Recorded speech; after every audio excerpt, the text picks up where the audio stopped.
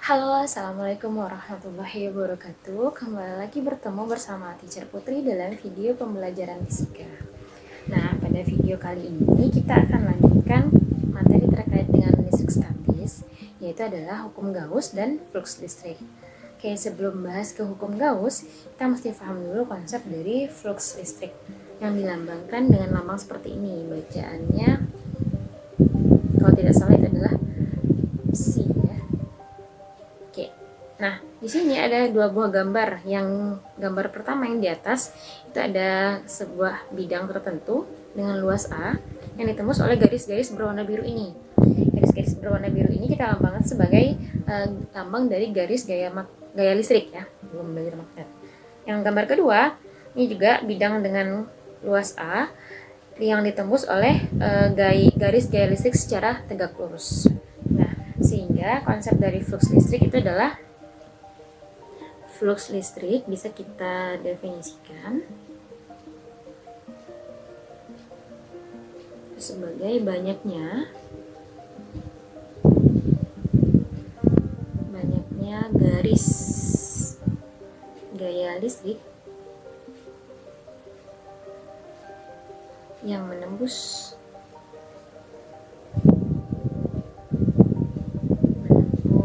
tegak lurus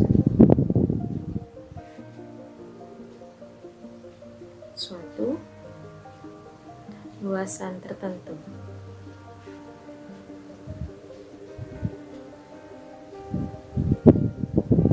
Jadi, ketika E tegak lurus dengan luas yang ditembusnya, maka kita bisa menghitung flux listriknya. Berarti fluxnya bisa dihitung dengan E kali A. Itu kalau dia tegak lurus antara garis gaya listrik atau kuat medan listriknya dengan luasannya tadi. Dimana kita bikinkan keterangannya, E adalah kuat medan listrik tadi Newton per Coulomb. A itu adalah luas dalam meter pangkat 2 dan ini adalah lambang untuk flux. Ini satuannya berarti Newton meter kuadrat per C atau Weber. Nah, itu kalau untuk garis gaya listrik yang menembus bidangnya tegak lurus. Nah, bagaimana kalau kuat medan listrik atau garis gaya listriknya tadi tidak tepat tegak lurus menembus bidang tertentu? Misalnya seperti pada gambar berikut ini. Garis medannya membentuk sudut tertentu terhadap normal bidangnya. Maka di sini flux listrik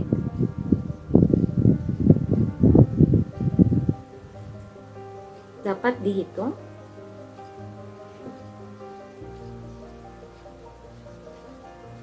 dengan,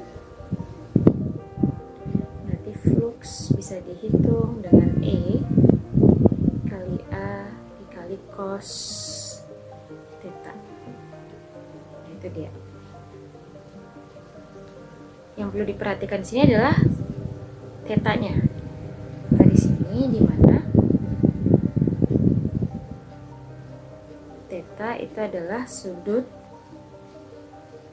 yang terbentuk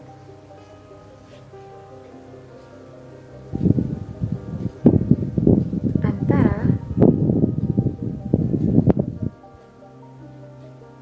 garis gaya listrik atau medan listriknya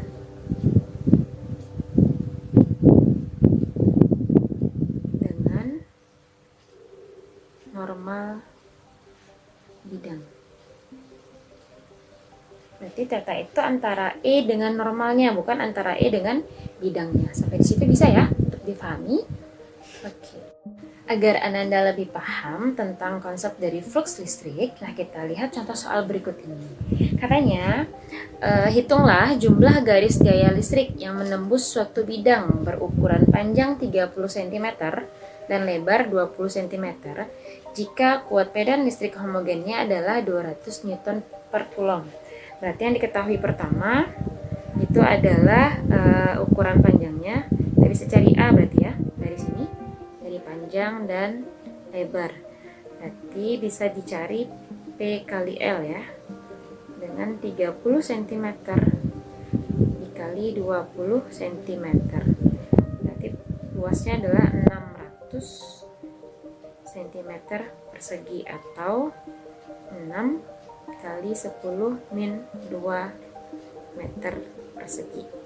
Itu ya yang pertama. Nah, lalu katanya jika kuat medan listrik homogennya 200 Newton per Coulomb. Berarti yang diketahui yang kedua adalah kuat medannya E 200 Newton per Coulomb. Nah, yang ditanya itu adalah jumlah garis gaya listrik yang menembus suatu bidang. Berarti adalah flux yang ditanyakannya. Nah, cuman di sana ada beda-beda. Yang pertama ada ketika kuat medannya searah dengan bidang, yang B ketika dia tegak lurus dengan bidang, dan yang C membentuk sudut 30 derajat terhadap bidang. Oke, kita lihat gambarnya. Satu persatu kita bahas. Maka untuk poin A dijawab, tadi dia bilang searah dengan bidang. Jadi searah dengan bidang. Nah, kalau kita misalkan di sini ada sebuah bidang. Oke, sorry. Katanya tadi bidang ukuran panjang tertentu ya. Kita anggap aja dia seperti ini bidangnya. Nah, ini berarti dia searah dengan bidang. Maka kita anggap ini seperti ini. Searah dengan bidang.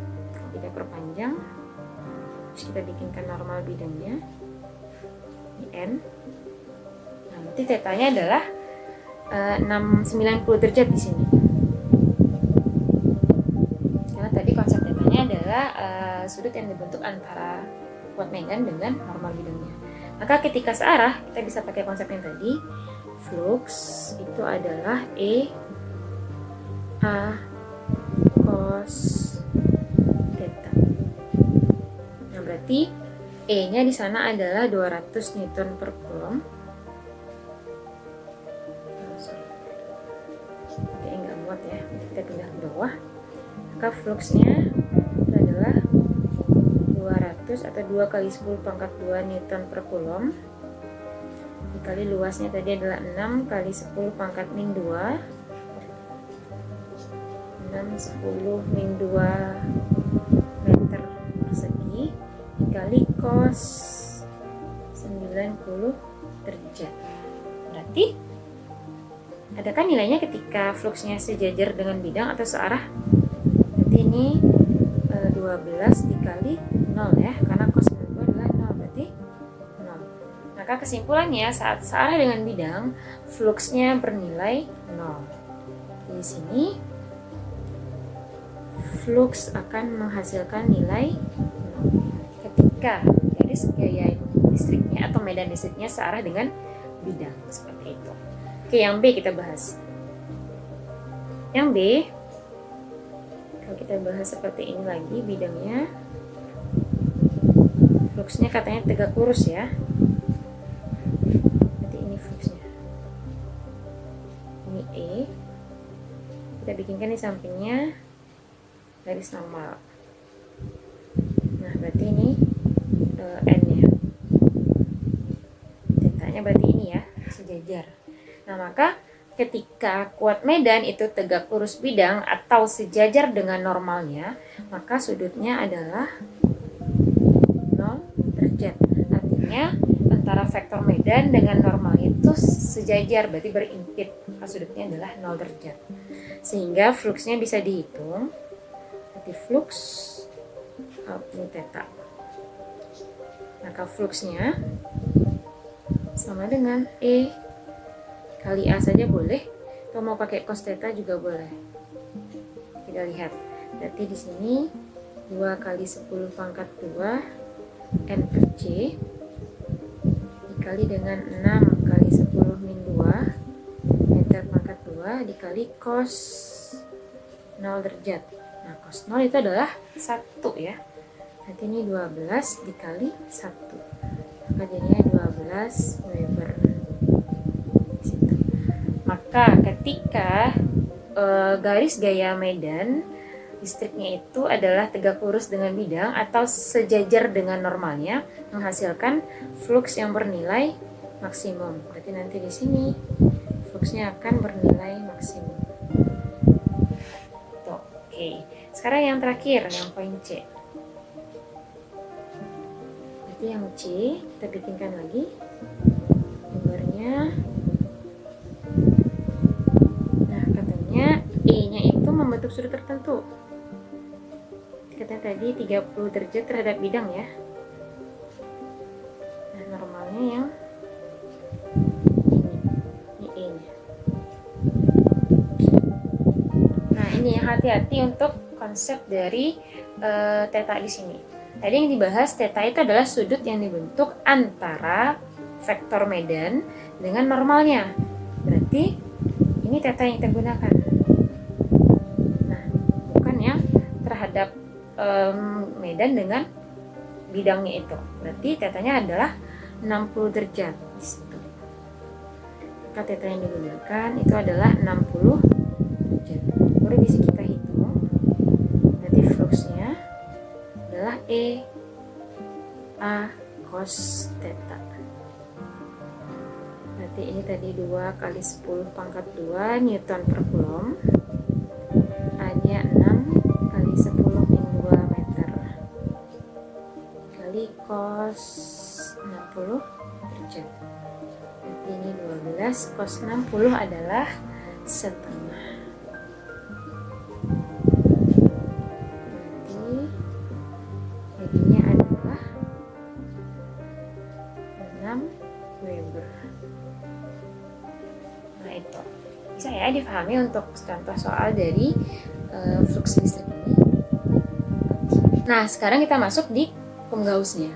Jadi hukum Gauss itu menyatakan adalah jumlah garis gaya yang keluar dari suatu permukaan tertutup sebanding dengan jumlah muatan listrik yang dilingkupi oleh permukaan tertutup tersebut. Nah, secara matematis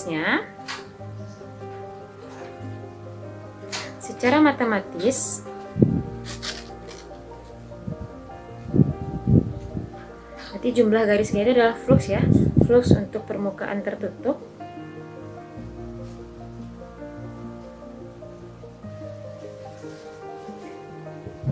itu sama dengan jumlah muatan, sebanding dengan jumlah muatan bagi dengan epsilon. Jadi mana Q sama dengan muatan dalam Coulomb dan E adalah permeabilitas vakum.